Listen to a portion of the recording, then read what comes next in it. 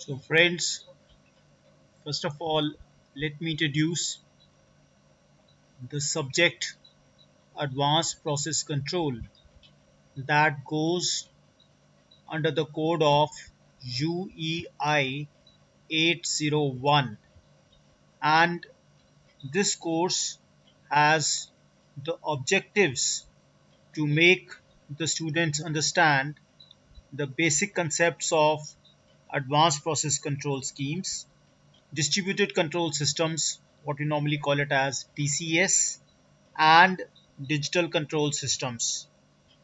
We also are kind of responsible to introduce the artificial intelligence, its applications in the process control, to explain PLCs, that is programmable logical controllers, in details, hardware, software, applications all included.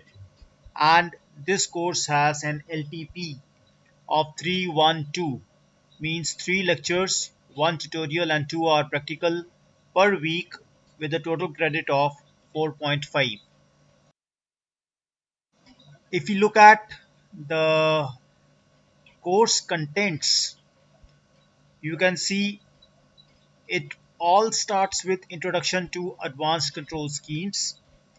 Schemes like cascade, feed forward plus feedback, ratio control, inferential control, what is dead time, what is inverse response, how do we compensate for that, the adaptive controls, and then again in that you have model reference adaptive control, you have STR, that is self tuning regulators, you have interaction, decoupling of the control loop to remove this kind of interaction, design of cross controllers, selection of loops using RGA, that is relative gain array.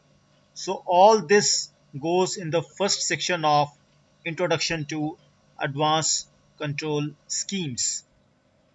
This is normally followed by Distributed Control Systems, that is DCS, and here we take all the things related to the evolution of DCS, advantages of DCS in particular, and computer control systems as such in general.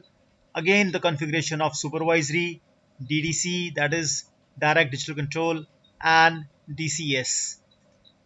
We move on further to the AI and its applications.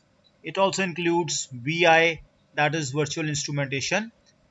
In PLC, we go in for the comparison with the hard wired relays, and then all about its hardware and ladder logic programming. In this course, we shall also be giving a good amount of introduction and detail to some extent to SPLD, to CPLD, to FPGAs, and as we go on, this term FPGA is very important. You will come to know in the due course of time. You will get a good glimpse of FPGAs in this course itself. And finally, we have the digital controls that include, right, it's a kind of review, sampling and reconstruction, discrete system analysis, making use of Z transforms and difference equations, smoothing filter realization using difference equations. So all these will be discussed in this course itself. The course learning outcomes, that is what ultimately a student will be able to do after the completion of this one semester course.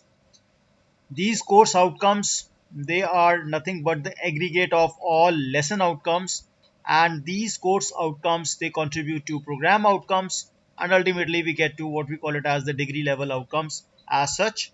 So these are the CLOs as we call it.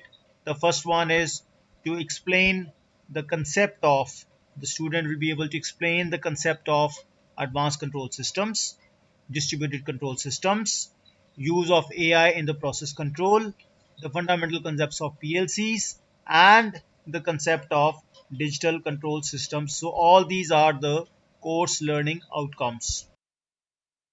The kind of textbooks which we'll be using, one by Stephanopoulos, other by Liptak, and we have some reference books, one by Deb, SR for the robotics, and then the Johnson, CD Johnson for the process control, and again Zaidi's book on SPS concepts and methodologies.